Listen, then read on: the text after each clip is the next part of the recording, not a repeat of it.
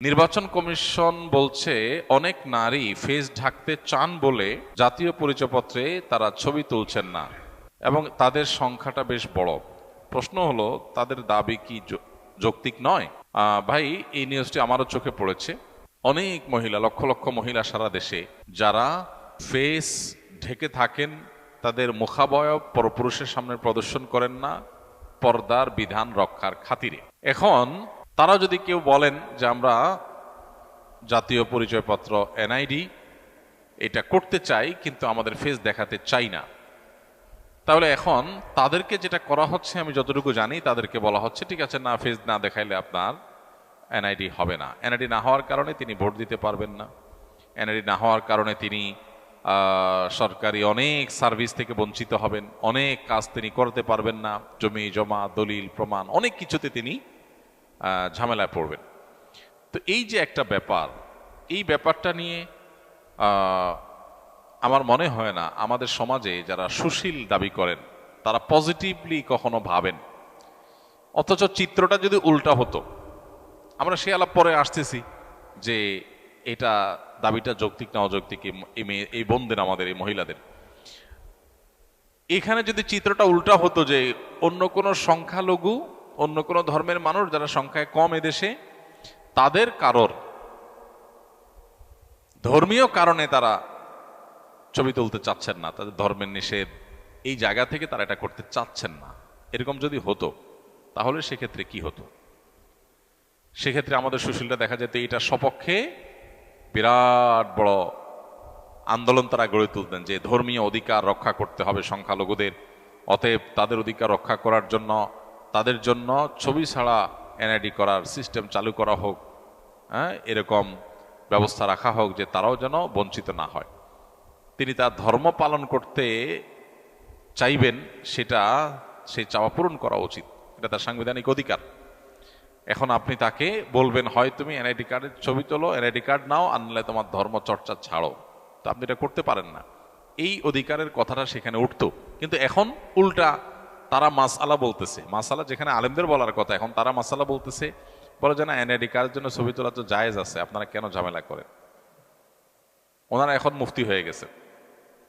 যারা এখানে মাসআলা দিতে আসছেন, ওনারা আসলে মাসআলা দিতে আসেন নাই, ওনারা মূলত মুসলিম নারীর ধর্মীয় অধিকার এটা থেকে তাদেরকে বঞ্চিত করতে আসছেন।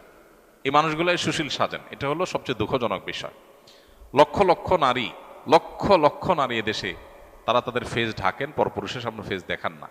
একটা রাষ্ট্রের লক্ষ লক্ষ মানুষ, অগণিত মানুষ, বিপুল সংখ্যক মানুষ, তারা তাদের ধর্মীয় চিন্তাধারা থেকে, ধর্মীয় বিশ্বাস থেকে যে কাজটি করেন সেটাকে রেসপেক্ট দেখানো রাষ্ট্রের কর্তব্য। যদি সেটা রাষ্ট্র না করে তাহলে তাদের ধর্মীয় অধিকার, ধর্মীয় স্বাধীনতা, তাদের ধর্মীয় যে সংস্কৃতি আছে সেটার প্রতি শ্রদ্ধা দেখানো হলো না। এটা ভিন্ন আলাপ যে তাদের এটা কি বাড়াবাড়ি নাকি এটা শরিয়া, এটা কিন্তু কালচার হিসাবে আপনি দেখেন, সংস্কৃতি। এদেশের অনেক লক্ষ লক্ষ মেয়েরা তারা যুগ যুগ ধরে এই সংস্কৃতি ধারণ করে আসছেন, তারা ফেস ঢাকেন, পরপুরুষ সামনে ফেস দেখান না। তো এই সংস্কৃতিটাতে এই মাটির মানুষ ধারণ করছেন যুগ যুগ ধরে, সেটার প্রতি রেসপেক্ট দেখানো আপনার কর্তব্য। পৃথিবীর অন্যান্য উন্নত দেশে জনগণের চাওয়াকে এত রেসপেক্ট করা হয়, এত গুরুত্ব দেওয়া হয় যে জনগণের বিপুল সংখ্যকের কোনো চাওয়ার বিপরীতে কখনো কোনো আইন, কোনো সিস্টেম তারা হতে দেয় না। তো আমি আশা করব এখানে যে সমস্ত বোনরা তারা ফেস ঢাকতে চান তাদেরকে সে অধিকার দেওয়া উচিত, এবং তাদের আইডেন্টিটি যদি কোথাও নিরূপণ করা কঠিন হয় তাহলে সেক্ষেত্রে বায়োমেট্রিক পদ্ধতি থাকবে, আরও বহু পদ্ধতিতে তাদের আইডেন্টিটি যাচাই করা যেতে পারে, সে অপশন থাকা উচিত। এটা তো দূরের কথা, আমাদের অনেক বোনরা আছেন, আমি জানি যে বিভিন্ন জায়গায় তাদের ছবি তোলার জন্য একজন পুরুষ লোক বসায় দেওয়া হয় এবং বাধ্য করা হয় একজন পুরুষ লোকের সামনে তাকে ছবি তুলতে হবে। এটা কিভাবে গ্রহণযোগ্য হতে পারে? যদি কোনো নারী ছবি তুলতে রাজিও হন আর তিনি পরপুরুষের সামনে নিজের ফেস দেখাতে রাজি না, তাহলে একজন মহিলা অফিসার দিয়ে, একজন মহিলা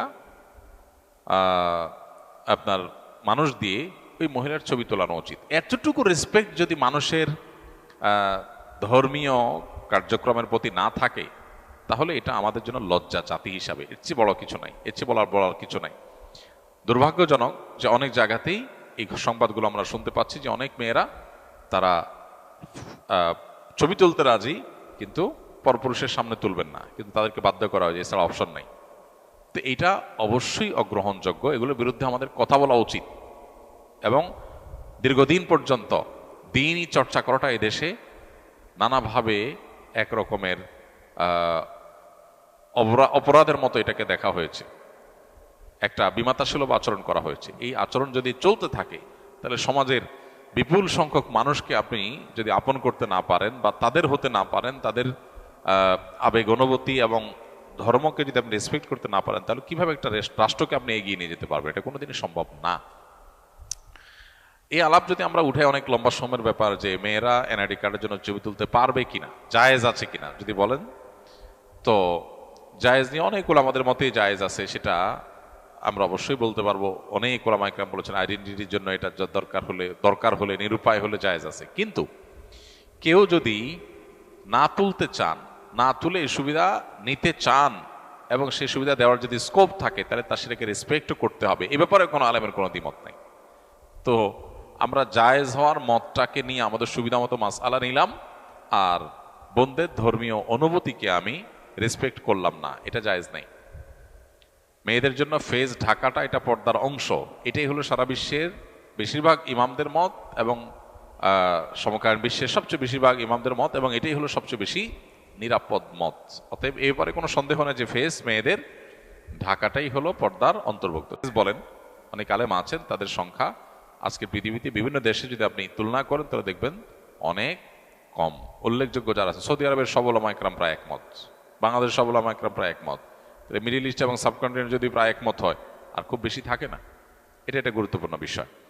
তো আমি আশা করব যে তাদের বায়োমেট্রিক উপায়ে বা নানাভাবে তাদের আইডেন্টিটি এটা যে নিরূপণ করা হয়, তাদেরকে নাগরিকত্বের সুযোগ সুবিধা থেকে বঞ্চিত করা, এটা তাদের অধিকার ক্ষুণ্ণ করা ছাড়া আর কিছুই নয়।